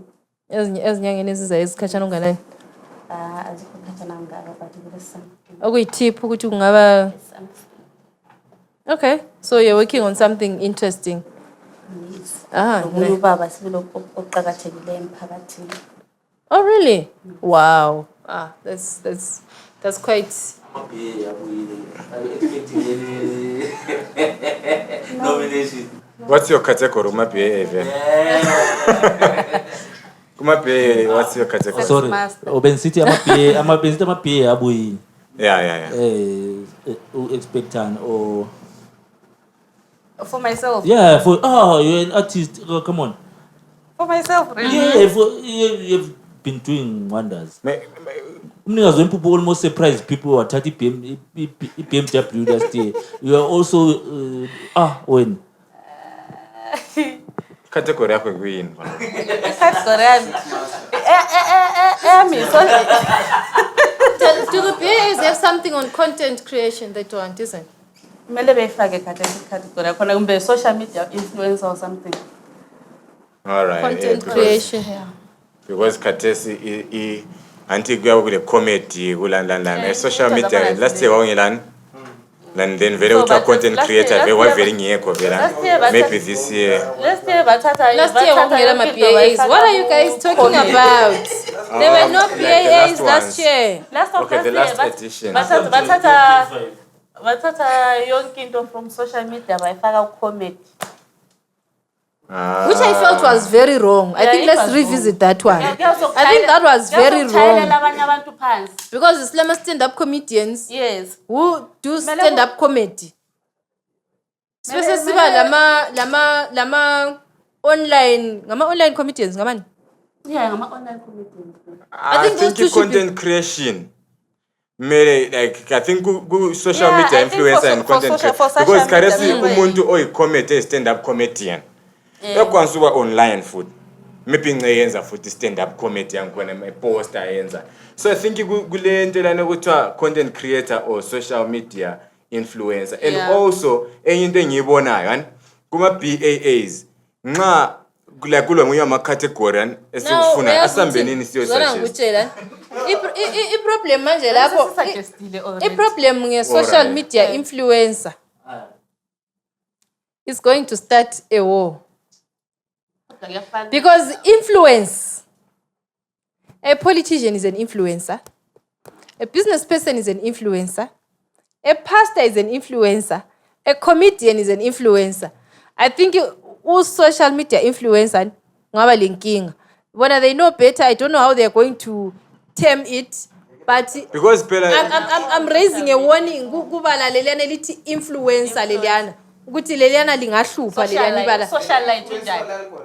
lingahlupha ngoba But kunje lami ngi-influencer ngilama But followers ama guys, But it's not wrong. wait, it's not Influencing. wrong. It's not That's wrong. why social media vele yona and the reason why sigana for viewership land lokuthi we need followers, more followers. influencing. Everyone's trying to influence. Yeah, it's influence. It's I not wrong. don't think that the ground will be level if we use social media It will. influencer. No. Why are you saying what to do? We cannot The competition no. will be No, what? no, no, no, Ukhala no, no, ngalenkosi. no, no, no, How- no. how We about- cannot compare ukhala ngalenkosi Yeah. lo Chamisa. He's Why? an influencer. We you- can't. Do you why- think why the ground? can't Do you think the But ground it's is the level? arts, no. So city kula Ma arts art. awards. So keep So, Chamisa Chamisa on wasiwa. the arts thing. Ngama art. Because they're politician. Yeah. Ngama art. No, Uchamisa le artist guys, le comedy. That guy is funny. so bese simbazela. Sabe sesimbazela. Socialite-ke. Sabe sesimba. Influencer uright. I mean influencer. Influencer imbona because ngayo. ngiyahlukanisa kube ama categories Social media. amaningi and so kube lama social media. I Yeah. I think No, social so media. I don't know how they online whatever. They bafundile. They will have to find another word, which I is don't not influencer. I don't think opasta lama-politician lama-what will fall under. Because they're not doing Angithi nasi arts lapha in sidila Igbo. nge-art. We are saying Ngapha arts. nxa uBruce seli artist. Well, anti yabona futhi ukuthi hayi vele. uBruce ukhona uBruce umfundisi ukhona kulokhu. And also I think ukhona kulokhu zini kuthini ku social media. yes. But Uyatrenda he's not an but he's artist. not an artist. Ukhona ngani because he's doing art. Umnikazi wempuphu yi-artist, uSipho yi-artist. But he's an We artist, can guys. categorize- If we you can want And to also, define an we are artist, not- You can and also categorize into them. eyenzakalayo ukuthi abantu Unless- abadobheli or unless- uyasubmita wena Yeah. asose submit uchamisa Or unless Bams. anistebula As an wayo. artist. Asitebula wayo. uNelson asishane la. Eh. Asitebula wayo. So umkhalanga mnikazi oSipho abakobulawayo those that are doing well on social media. ibe ngama artist They are artists, they've got their own category. They've been influencing Ndoda since when they've got their own because category. sometimes the content ile problem eyi-one kuyehlukanisa ukhalanga uyakwanisa ukushaya njenga laphana uyenza ithiwa yini lana ipost le yani ifani ivideo yangikhona but so ngiyathi okay namuhla ubuyi-comedian but kule linye iday uyabe ukhuluma something ukuthi okay namuhla think just that's preparing why for it's so and weird. kusasa Wena, uyabe something wena, else. artist, Can we wena. talk When we about? Can we want. talk about that after the show? But when an artist social media influence as an artist as an artist when So uyangena it lokhala can- ngale nkosi same category engakudla no beef. Anyway. but I will be as I go into let's say ngabakhona itawin the influencer or social media online. Let's submit. Are you going to submit? Obviously. Why not? Obviously. I want to submit. Manager, why not? Umele ungasubmita ufake isisindo kuma BAs. You are an artist. Why not? Why would you not? Sasa inele bese lisida recognize. Submit. Come on. Mina gaya mina ngikhali mina ngizihlalela Enye into yakwazi ukuthi njani Submit. ngiyake mbona ama-artist Submit maybe your- abesediniwe ngendawo maybe ama-awards and asithi ama-awards lawa let's say wena maybe siyawayeyisa cause anti thina into yangikhaya asi ungaphuma lalo phandle abangakwazi khona ukuthi khona thina siwayeyisa njani kuba le nto lani yokuthi okay uyinama winner BAs are the biggest awards. uyabona into yangikhona exactly so Even udliwe submit mdala. guys Thina we've been Mina sengadliwa submitting ka-3 since- guys. Like 3 sabe- times. 3 times. Awudliwa ngoba. So I think submit. That's a kaningi. mina I think lami the 4 times Yeah, that's a Four kaningi. times. 3 times ukuthi kwesikhathi uyabugeza usuzibuza ukuthi but hey but you know what the struggle continues. But nxa selokho likhuluma ngokudliwa so alisacaci. Uthi likhuluma ngokudliwa. Anyway, so guys, you know what? This has been so nice. This has been amazing. You've been amazing. We had an amazing person with us today. And you know what? When you're having fun, isikhathi siyahamba masinyane. But unfortunately, sokumele sihambe, guys. And thank you so much for watching. Please, please, please, please. As usual, we always ask you to subscribe. We always ask you to like. We always ask you to comment. So please do subscribe, like, and comment. We want to hear your views. bengicela lizwe yami iview lingakavali sicela guys libe liyenza lifake lesikhalana liyenza nxa likhuluma lapha nalike lithi ja You know what? I'm all for indigenous languages. But this color ngasazathi Ukusizwa indaba isekukhulumeni. But I Sekukhulumeni. sizakhuluma lo baba producer. sizarelocate siye eBotswana sifike sithengisa amanye amakhalana then Ah. azafuna ukuthi okay alright uthi ngiyelalela Hayi sizakhuluma lo say producer. Sibona ukuthi is there something that he can do so that we can incorporate isikhalanga and as not, well of as course, not only Skalanga, with the strong obviously maybe other languages. indigenous languages as well to the program. But anyway, Yeah, ngifuna iSkalanga kuphela. siyabonga. Thank you so much for being with us today. ngiyabonga but ngabe libuye le yavunya lokukhuluma amabili like amasese and stuff I'm a brand. yeah ngabe libuye le chibukunyana so sayenza sibe sayenza mbitana sibe hayi amasese nokuthi Khathi ungugobela. Asogobela. No ayazibuzela nje. Zingayi. Akula muntu ake ku mistake kodwa for ugobela. Zingayi. Alright, that's fine. Alright, that's Ngicela sivale sichayiseni please. I know this show is so nice. Abantu abasafuna ukuya emangibo, abasafuna ukuya emakhaya. But guys, we have to go. We now have to go. Nonto tuzoncube 2025. Uzojala ubona mbia lama works car wash. So Okhuluma ukuthi ugqose mbali. Mbuzo phela. Mina limbuzo ukuthi ngigqokiswe mbani bangosimathi ngaleyo okay, last week God say SK Fashions. Today izangqokisa futhi next week. mina ngizigqokisile Sawubona. So guys, thank you so much. Please tune in again next week, same time, same place. Bye.